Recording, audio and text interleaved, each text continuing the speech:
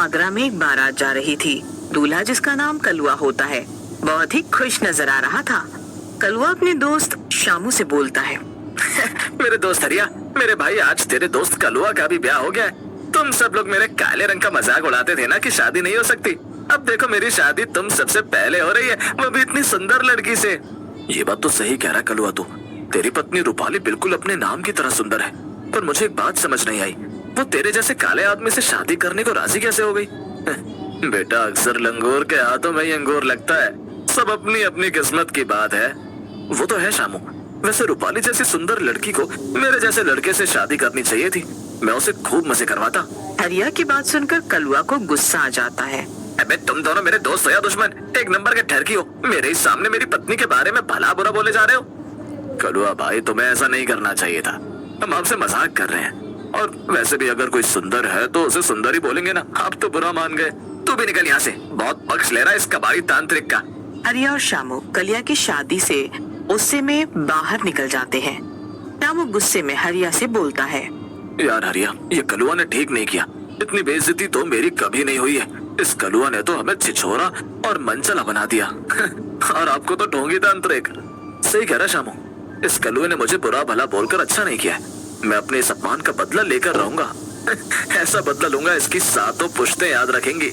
ऐसा कहकर हरिया शामू को साथ लेता है और बारात से दूर जाकर एक जंगल के अंदर आग जलाकर यज्ञ करने लगता है। शामू डरते डरते यह सब देखने लगता है। चामुंडाए, चामुंडाए, मेरी भूतिया शक्तियाँ बाहर आओ। देखो तुम्हारा स्वामी तुम्हें बुला रहा है, बाहर आओ।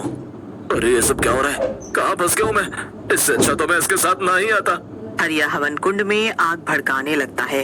आग की लपटें ऊंची उठने लगती हैं। तभी वहाँ चारों तरफ एक तेज रोशनी फैल जाती है और रोशनी के बीच में से एक शैतान बाहर निकलता है। क्या हुक्म मेरे आका? मुझे ऐसे याद क्यों किया? मेरे पालतू शैतान, मेरी बहुत बेइज्जती हुई है। तू मेरी मदद कर, मैं इस सब बेइज्जती की आग में जलकर मर जाऊंगा नहीं तो। मेरे आका, मैं आ गया हूँ। हम दोनों मिलकर सबसे बदला लेंगे, लेकिन इससे पहले मुझे पीने के लिए खून चाहिए। मुझे खून दो, मैं कई दिनों से भूखा हूँ। शैतान की बात सुनकर हरिया अपनी हथेली काट देता है। उसमें से खून गिरने लगता है। हरिया शैतान से कहता है, मेरे शैतान, मुझे पता था तुझे भूख होगी। तू मेरा खून पी ले और अपनी भूख मिटा ले। वाह मालिक, तुमने मेरी प्यास बुझा दी है। तुम जो भी बोलोगे मैं करूँगा। शामू दूर से ये सब देख रहा होता है। ये सब देखकर शामू बोलता है, बेटा शामू, अब तो तू फंस गया। जिस हरिया को तू नकली और फर्जी तांत्रिक समझता था, वो तो सही में असली तांत्रिक निकला। उधर हरिया शैतान को अपनी बेइज्जती के बारे में सारी बात बता देता है, जिसे सुनकर शैतान हंसने लगता है और बोलता है, बस मालिक, इतनी सी बात। मैं उस कलुआ को ऐसा मसा चखाऊंगा कि वो मरने के बाद भी याद रखेगा। ऐसा कहकर शैतान एक चुटकी बजाता है। उसके चुटकी बजाते ही वहाँ एक चुड़ैल आकर खड़ी हो जाती है और शैतान से कहती है, मेरे भाई शैतान, बता मुझे क्यों याद किया? किसका गेम बजाना है? अरे वाह, ये तो बड़ी मॉडर्न चुड़ैल है, इंग्लिश में बात करती है। फिर शैतान चुड़ैल को हरिया के बारे में बता देता है और फिर चुड़ैल वहाँ से निकल जाती है और एक लड़की का रूप बदलकर कलुआ की बारात में चली जाती है। इतनी सुंदर लड़की को देखकर बाराती खुश हो जाते हैं। एक बाराती जिसका नाम नन्हे होता है चुड़ैल के पास आता है और बोलता है, आप तो बहुत ही खूबसूरत हैं। किसकी तरफ से हो? जरा अपना परिचय दो, हम तुम। नन्हे की बात सुनकर चुड़ैल बोलती है, एक जोर से चांटा मारूंगी ना, यही निपट जाएगा। ठगी कहीं का, चल अपना गोबर से मुंह लेकर निकल यहाँ से। ऐसा कहकर चुड़ैल वहाँ से जाती है और कलुआ के घोड़े के आगे आकर खड़ी हो जाती है। चुड़ैल को देखकर घोड़ा घबरा जाता है और कलुआ को नीचे पटक देता है।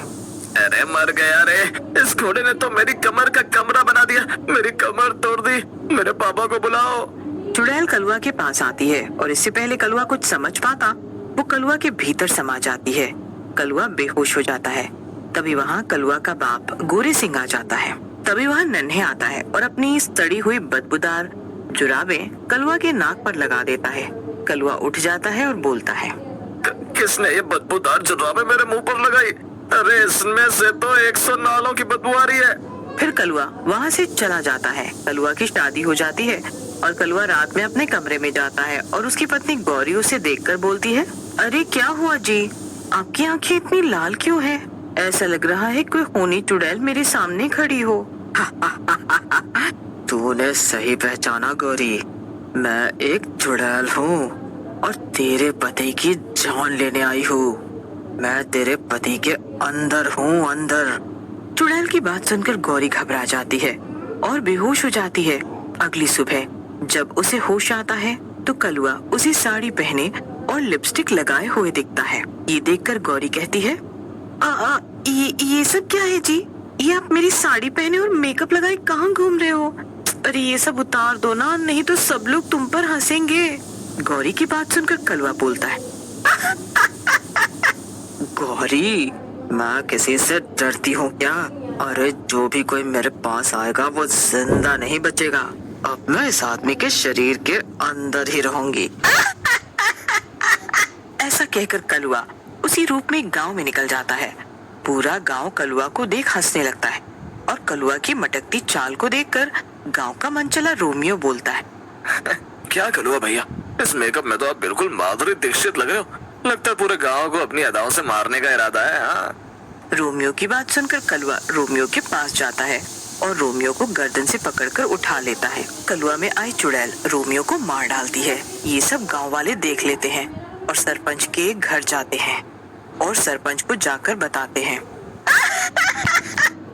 आ गया सरपंच तू भी यहाँ। सबके सब मरेंगे। मेरे मालिक को परेशान किया है तुम सबने, किसी को नहीं छोड़ूंगी, समझे? ऐसा कहकर चुड़ैल गांव वालों की तरफ बढ़ने लगती है, लेकिन तभी गांव वाले उसे एक जाल में कैद कर देते हैं और डंडों और लाठियों से पीटने लगते हैं। अरे अरे मत मारो, मुझे छोड़ दो, बहुत बहुत दर्द हो रहा है, अरे छोड़ दो मुझे, छोड़ दो, अरे। ऐसे नहीं छोड़ेंगे तुझे। पहले अपने मालिक का नाम बता जिसके कहने पर तू इस कलुआ के शरीर में घुसी है। चुड़ैल गांव वालों को सब बता देती है।